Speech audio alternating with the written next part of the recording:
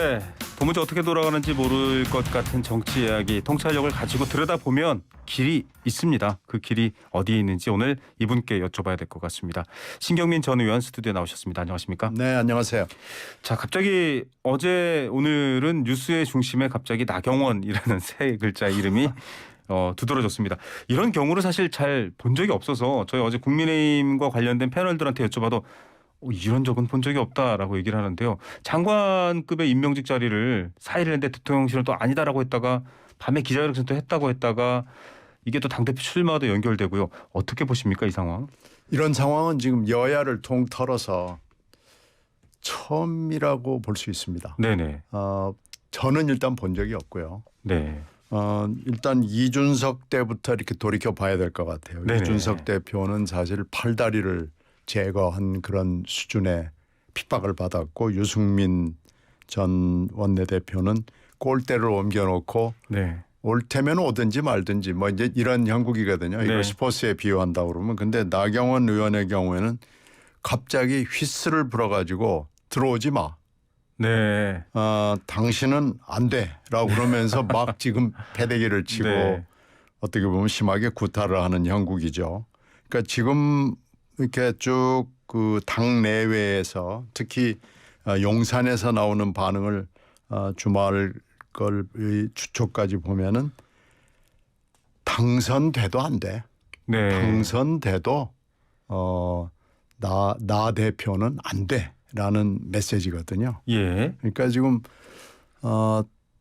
나는 친윤이야라고 계속 나경원 전 의원 쪽에서 얘기를 하지만 네. 당선돼도 당신은 아니야라고 네. 지금 얘기하는 거기 때문에 그러면서 실제로 지금 캠프를 아직 뭐 출마 선언한 건 아니지만요. 그렇죠.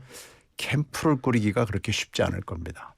캠프에 오겠다고 지금 한 의원 전직 의원들이 갑자기 지금 해외로 출국했거든요. 예. 그리고 제주 도당에서 그 공식적인 당원 교육 취소해 버렸죠. 네네. 그러니까 공식적인 당의 기구와 당의 당협위원장이나 그 원내외를 막론하고 네네. 당협위원장이 나 나경원 캠프에 가서 좀 도와줄까라고 마음을 먹었던 사람도 다 유턴할 겁니다. 예.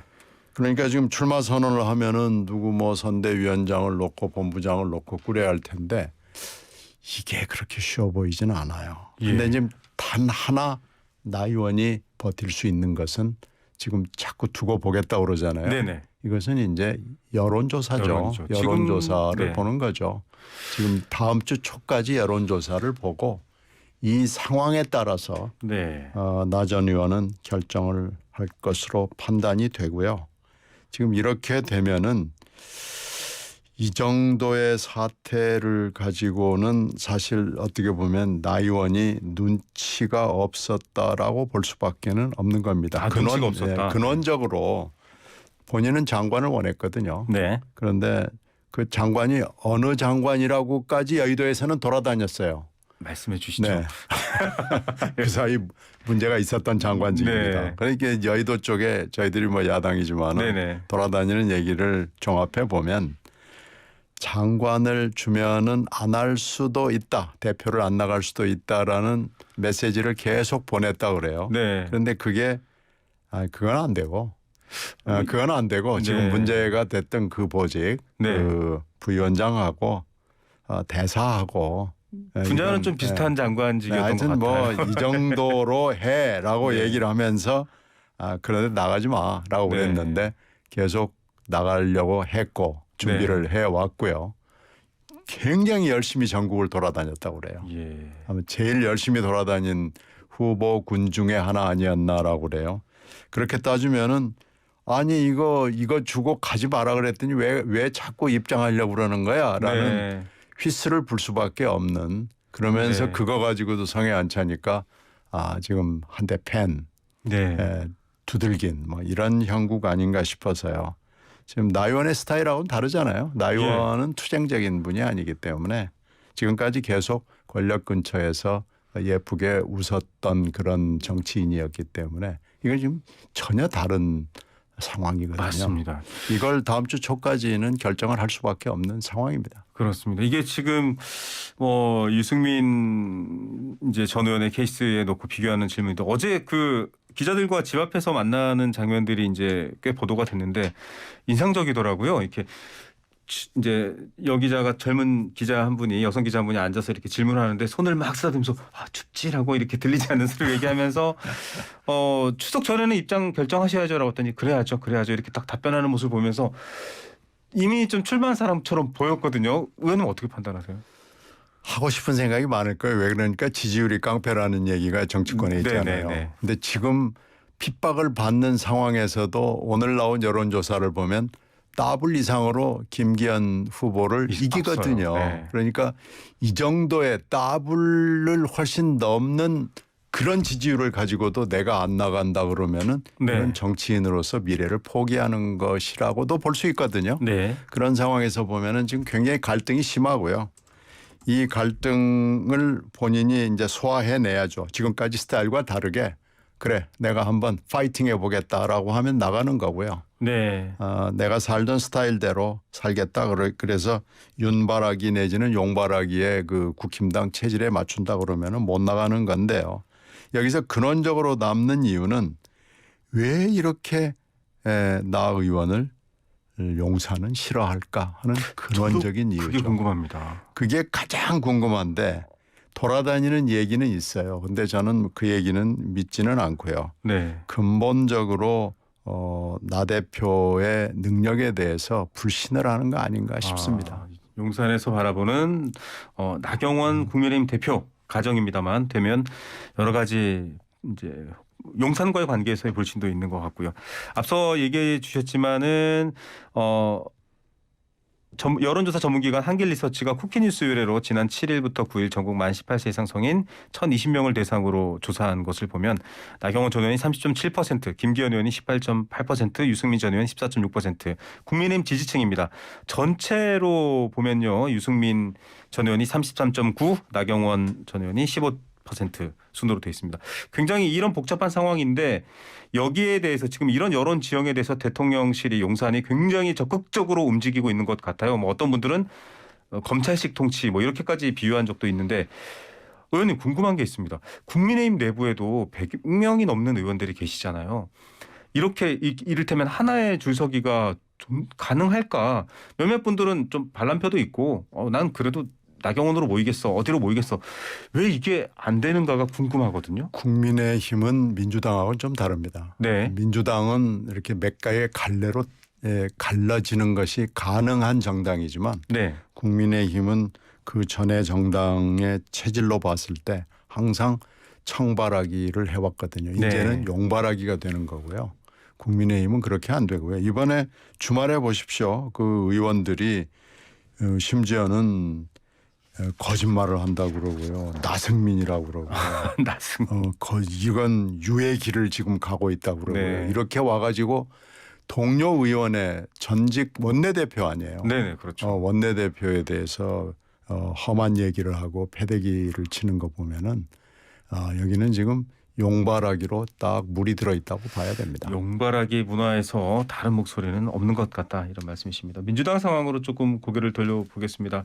어제 지도부와 또 여러 의원들이 동행해서 이재명 대표 검찰 소환에 성남FC 관련해서 왔습니다. 들어갈 때도 말했고 나올 때도 어차피 답은 기소로 정해져 있는 것 같고 법정에서 끝까지 싸우겠다라고 했는데 두 가지가 궁금합니다. 일단은 여기 조사에 응한 전반적인 내용 플러스 지도부와 이제 의원들이 동행한 부분에 대한 또 다른 목소리도 있었거든요. 어떻게 보십니까? 조사는 뭐 어차피 이게 지금 절차기 때문에요. 지금 이 시리즈가 소환 시리즈에 이게 지금 1탄이잖아요. 그렇죠. 근데 시리즈 소환이 있을 거고요.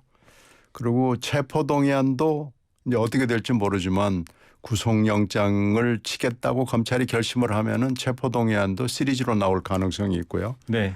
기소도 시리즈로 나올 가능성이 굉장히 높죠. 근데 네. 지금 그 1탄이 어저께 보여준 거죠. 네. 그러면 이제 기소는 뭐 이 중에서 소환은 뭐 어떻게 될지 모르겠고 체포동의안은 어떻게 될지 모르지만 기소는 시리즈로 계속해서 나온다고 볼 수밖에 없다고 그러면은 이제 봄쯤에서 기소가 마무리가 된다고 할 경우 그 이후에는 계속해서 일주일에 한 차례 이상의 재판을 해야 됩니다. 네. 이것이 언제까지 진행이 될지 알 수가 없는 상황이기 때문에요. 이 상황을 지금 의원들이나 당내 굉장히 걱정을 많이 하죠. 네. 1년 내내 일주일에 한두 번씩 재판을 하러 가야만 하는 당대표. 네. 이걸 지금 국민들이 어떻게 받아들일 것인지, 이걸 정치 탄압이라고만 할 수 있을 것인지, 또 여러 가지 팩트들이 막 터져 나올 거 아니겠어요. 네. 이때 과연 국민들 판단을 어떻게 해야 되는 것인지 해서 기소 시점에서는 당에 특히 이 배지를 달고 있는 현역 의원들 또 지역구의 위원장들, 원내 위원장들이 많기 때문에 이걸 이제 결정을 해야죠. 네. 그리고 이제 어저께 이렇게 많이 가는 게 맞느냐. 어저께 이제 주로 당직을 갖고 있는 분들을 중심으로 해서 쭉 그 성남 최고위원들 네. 거의 다 갔죠. 당직을 가진 네. 분들은 거의 다 갔고요. 당직을 가지지 않는 분들 중에는 그렇게 많은 것 같지는 네. 않아요. 이제 당직 중심으로 갔다고 어저께 상황 분석이 보여지고 이것이 맞냐라는 거죠. 네. 그리고 어저께 이제 장문에 또 출두사를 했는데 이제 이것이 맞냐 네. 뭐 이런 거죠. 거기에 대해서는 당내에서 찬반이 분명하게 나눠져 있습니다. 예. 이렇게 해야 된다는 측과 이렇게 해서는 안 된다.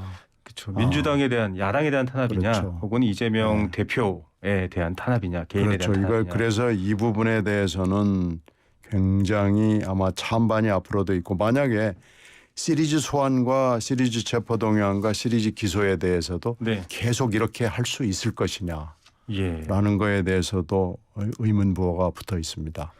사실 이렇게 지청으로 쪼개져 있고 여러 개 시리즈화 돼버린 게 뭐 문재인 정부 때 이제 수사를 좀 여러 군데로 분배하면서 생겼다라는 분석을 하신 분들도 있는데 검찰 입장에서도 이렇게 계속 야당 대표를 소환하거나 기소하거나 하는 모양새가 민심에 오히려 역효과를 주지는 않을까요? 그러니까 지금 피로증을 국민들이 어느 쪽 검찰에 먼저 피곤함을 느낄 것인지 그건 윤 정부에 대해서 피곤함을 느끼는 거죠. 네. 아니면은 이 소환이 되는 야당 대표에 대해서 피로감을 느낄 것인지는 그것도 여론의 향배를 봐야 되고요. 네.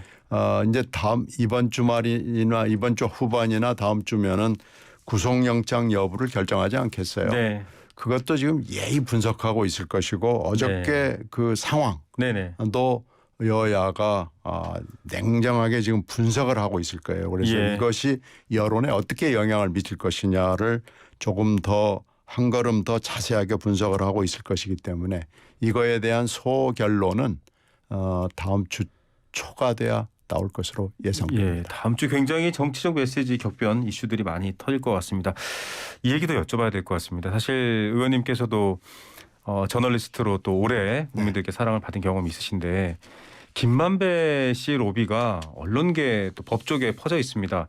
어떻게 보면 뭐 그럴 법했어라는 느낌도 있는데 한겨레 이 관련 담당 기자, 그 관련 이슈를 취재해야 되는 기자뿐만 아니라 전 현직 언론인들이 김만배 씨한테 금전 이득을 또 대가를 많이 받았습니다. 제가 그 김만배 씨가 20여 년 동안 출입을 했던 그 출입처도 저도 상당히 오래 나갔습니다. 네. 그런데 뭐 어느 출입처나 다 비슷한 경험이 있습니다마는 타락하거나 스포일될 수 있는 유혹들이 있죠. 네. 있을 수 있죠. 네. 근데 이제 이 경우에는 기자 한 사람이 그 출입처를 집중적으로 말하자면 유혹을 던져서 타락을 시킨 경우거든요. 네. 이런 경우는 그렇게 많지는 않습니다. 예. 그러니까 20여 년 동안 한 출입처를 나가는 것 자체가 일단 그렇죠. 비정상이고요. 네. 김만배라는 분이 보험을 들어놓은 거죠. 네. 미국에 있을 여러 가지 보도에 대비해서 동료들을 그렇죠. 함께 끌고 나간 거기 언론, 때문에 법조, 판검사 이건 다. 네. 김만배 책임이 물론 크지만 같이 여기에 동조한 동료들도 그 책임에서 벗어날 수 없습니다. 이건 통렬하게 반성을 해야 되고요. 책임 있는 사람들이 모두 다 이건 책임을 져야 합니다. 예, 책임을 져야 할 일. 문제를 발견했으면 이제 문제와 같은 길을 안 갔으면 하는 바람일 것 같습니다. 오늘도 의원님 말씀 잘 들었습니다. 감사합니다. 네, 고맙습니다. 네, 신경민 전 의원이었습니다.